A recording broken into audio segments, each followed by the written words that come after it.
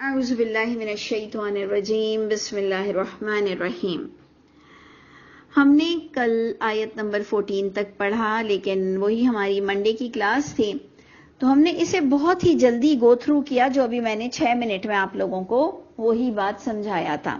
چلے دوبارہ اس کو ڈسکس کرتے ہیں کہ ہم نے جو آیت نمبر 14 کو جلدی جلدی پڑھ کر اسے چھوڑا کہ پچھلی صورتوں میں یہی ٹاپک چل رہا ہے کہ علم حاصل کرو اور شک سے نکل آؤ۔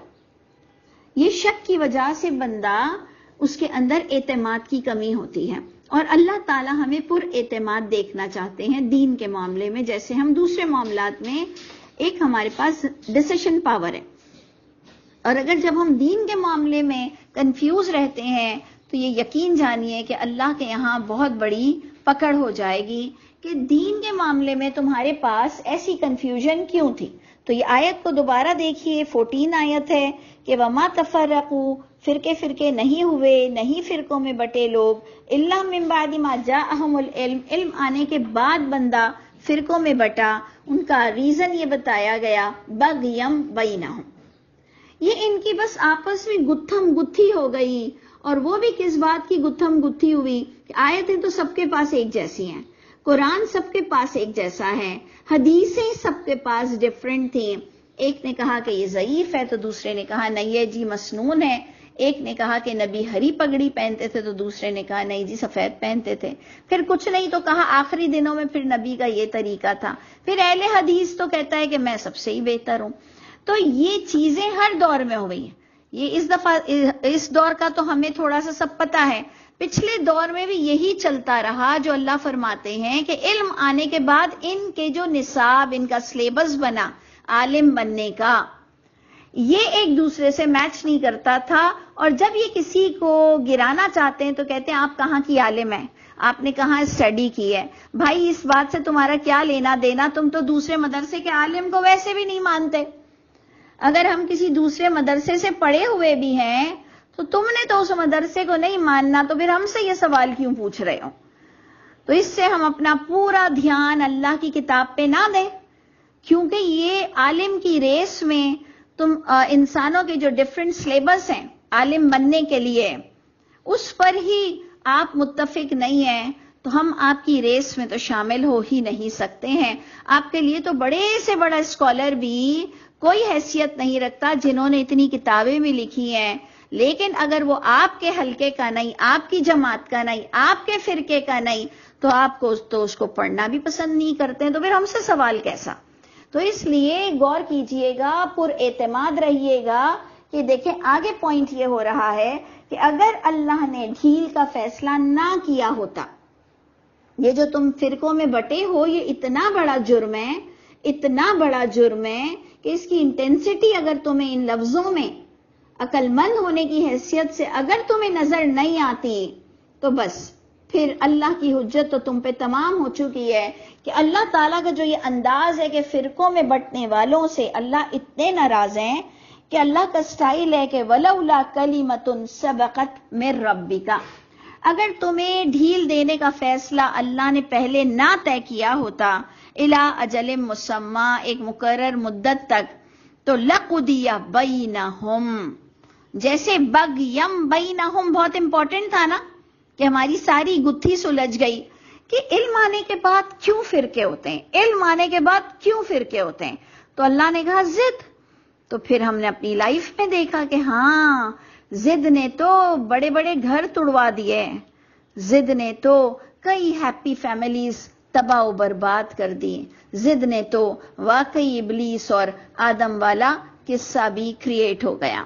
تو ضد تو واقعی اتنا گندا ایلیمنٹ ہے کہ بس اس سے کیا ہوتا ہے، اگر نیگیٹیوٹی کے ساتھ ہو، اگر پوزیٹیوٹی کے ساتھ بھی ضد ہے تو وہ پھر ایک الگ امپیکٹ دیتا ہے۔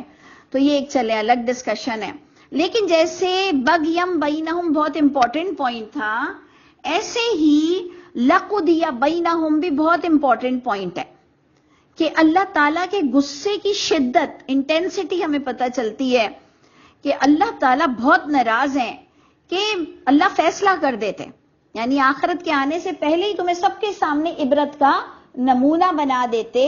وَإِنَّ الَّذِينَ أُورِثُوا الْكِتَابَ، اور بے شک شک بھی نہ کرنا کہ جن لوگوں کو بھی وارث بنایا گیا کتاب کا ان کے بعد. یعنی یہ ہر دور کی بات ہو رہی ہے کہ ہر دور میں جب بھی لوگوں نے کتاب تھامی، اور ہم سب بھی وارث ہیں کتاب کے، اور علماء بھی وارث ہیں کتاب کے، لیکن ہم بھی وارث ہیں کتاب کے. اللہ فرماتے ہیں جنہیں بھی کتاب دی گئی لفی شکم منہ مریب، لفی شکم منہ مریب.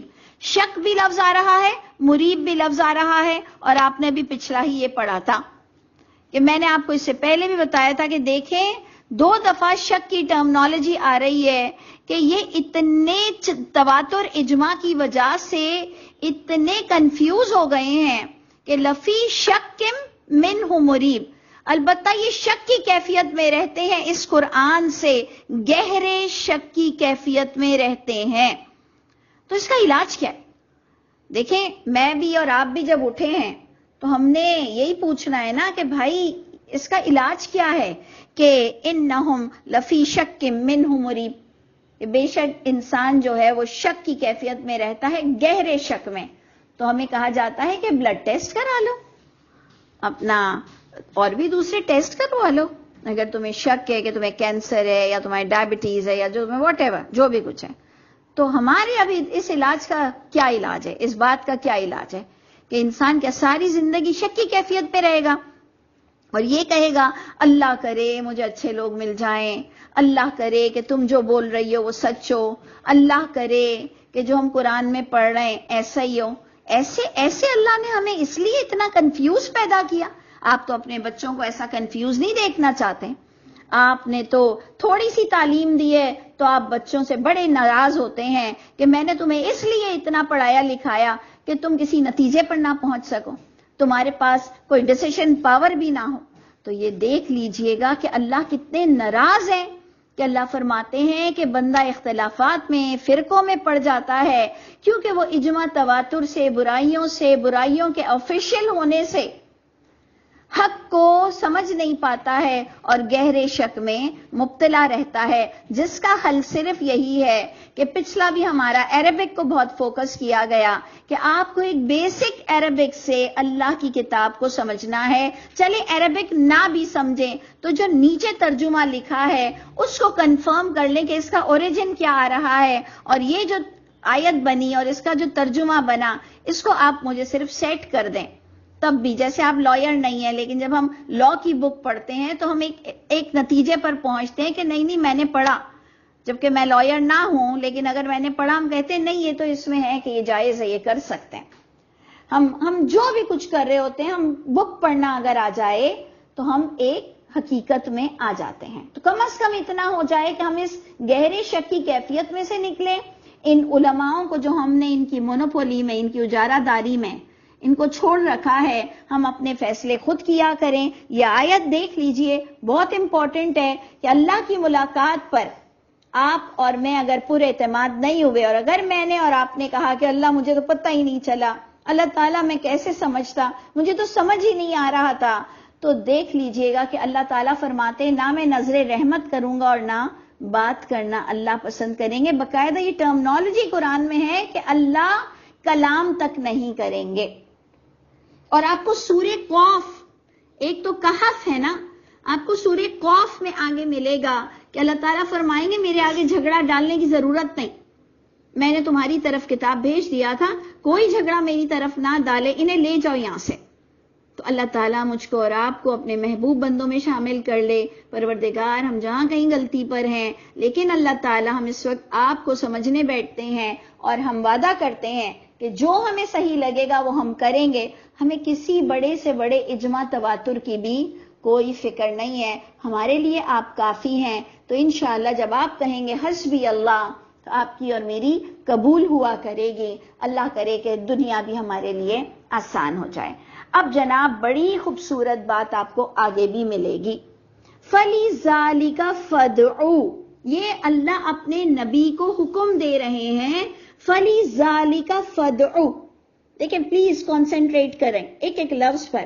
بس اسی بات کے لیے تو اے نبی اسی دین کی طرف فَادْعُوا، بس آپ دعوت دیا کریں. کس دین کی طرف؟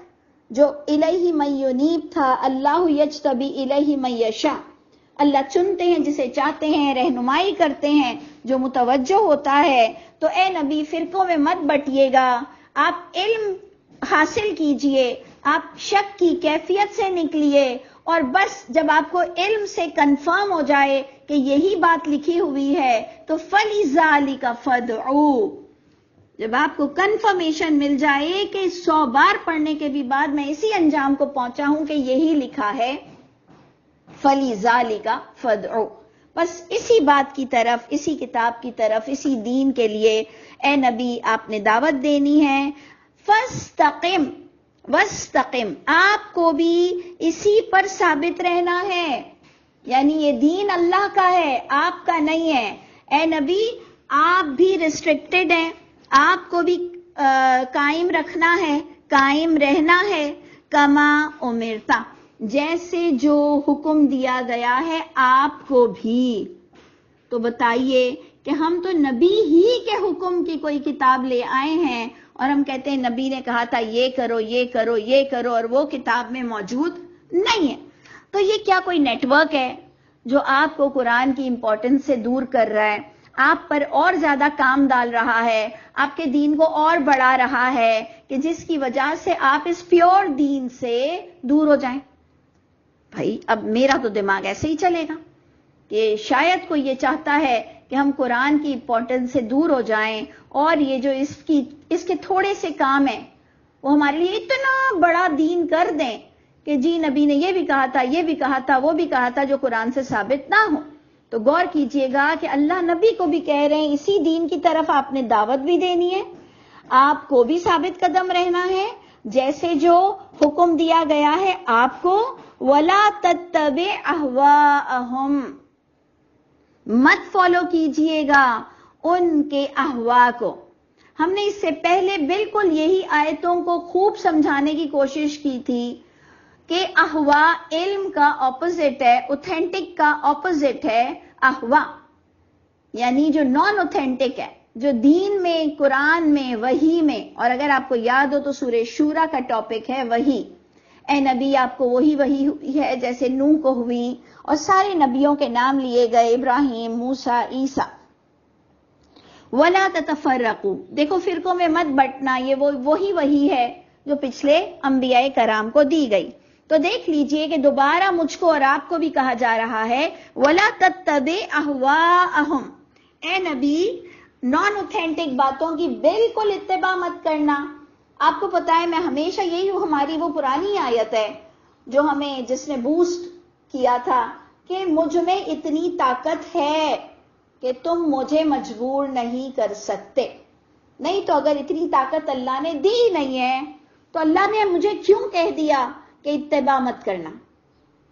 بھائی اللہ کا کلام عورت سے، لڑکی سے، ویک پرسن سے، کمزور سے، سب سے بات کر رہا ہے۔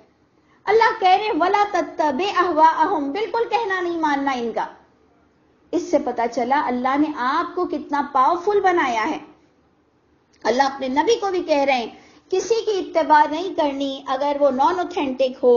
وَقُلْ، اور یہاں سے بڑا مزہ آتا ہے جب ہم اپنے شوہر کو بھی کہتے ہیں کہ آؤ آپ کو ہم اپنا تعارف کراتے ہیں۔ بڑا اچھا لگتا ہے کہ ہم ایک اچھے ماحول میں ہر ایک سے کہتے ہیں کہ آؤ میں تمہیں اپنا تعارف کراتی ہوں۔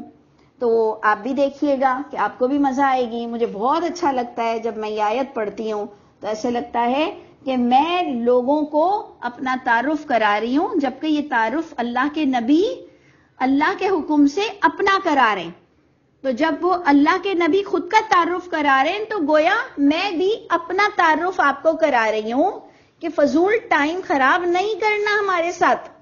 تو دیکھ لیجئے بڑی پیاری آیت ہے وَقُلْ، اور اے نبی آپ اعلان ڈنکے کی چوٹ پر کہہ دیجئے آمنتو، میں تو ایمان لایا، بما انزل اللہ، جو نازل کیا اللہ نے۔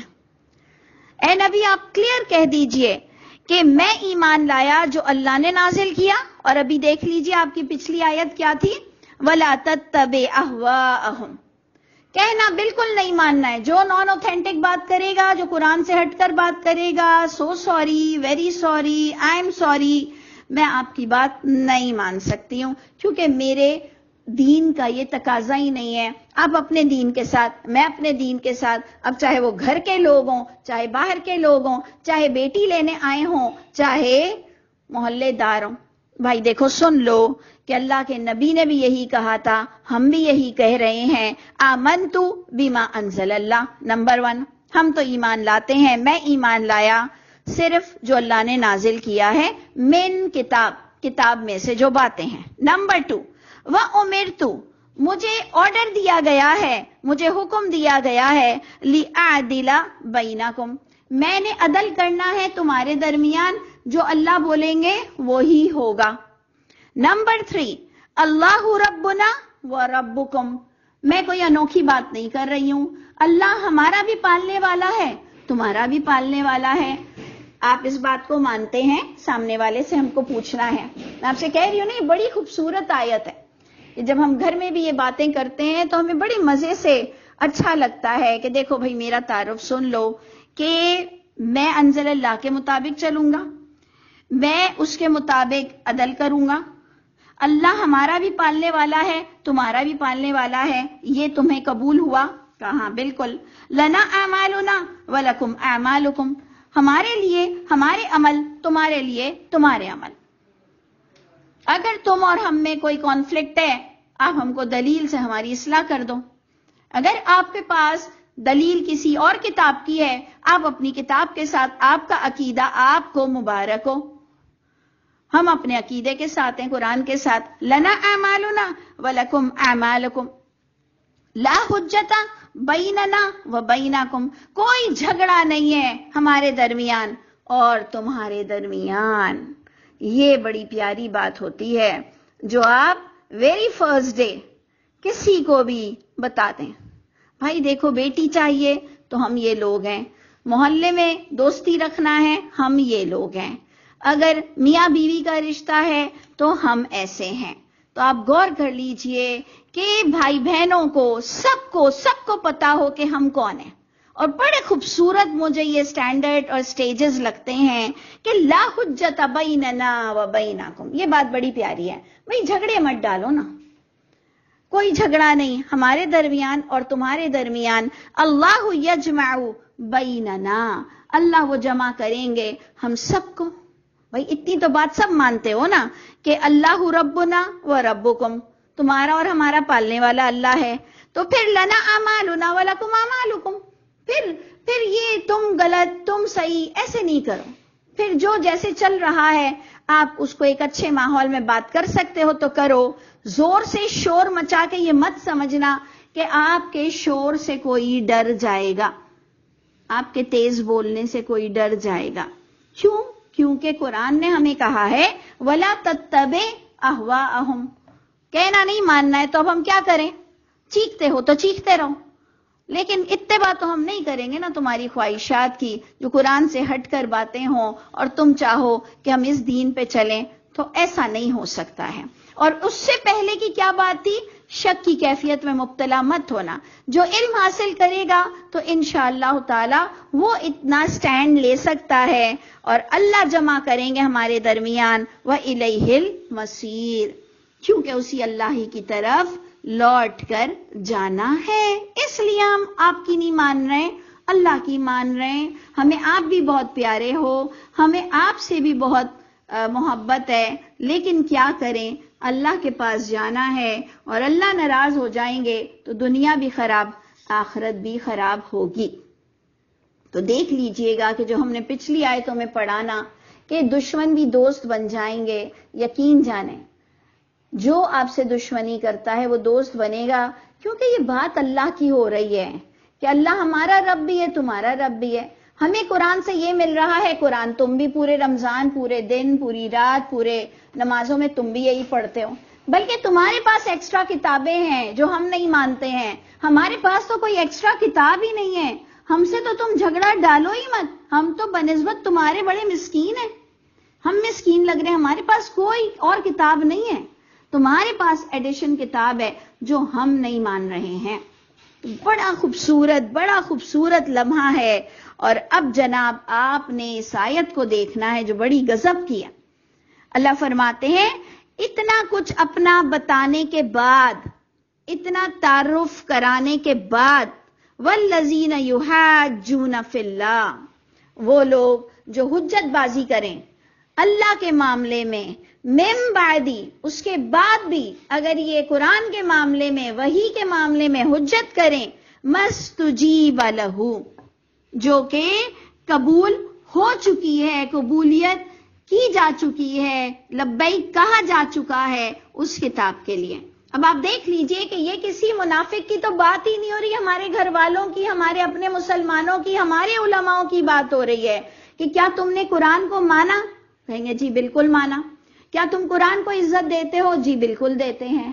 گھر والوں سے بھی پوچھ لو، باہر والوں سے بھی پوچھ لو، تو آپ دیکھ لیجئے کہ والذین یحاجون فی اللہ، اگر جو لوگ اب بھی حجت لاتے ہیں اللہ کے بارے میں، اس کے بعد بھی کہ قبول کر چکے ہیں اس کی دعوت کو، حجتہم داحدۃ عند ربہم، تو پھر ایسے لوگوں کا جھگڑا، ایسے لوگوں کی حجت بالکل داحدۃ، بالکل باطل ہے، عند ربہم، ان کے رب کے پاس، یعنی اللہ کے نزدیک بالکل فضول لڑائی تم لڑ رہے ہو کہ تم خود بھی قرآن مانتے ہو، سامنے والا بھی قرآن مان رہا ہے، تم اس کو اور زیادہ باتوں کی طرف لا رہے ہو، وہ تم کو صرف قرآن تک محدود کر رہا ہے، تو پھر جھگڑا کس بات کا ہے؟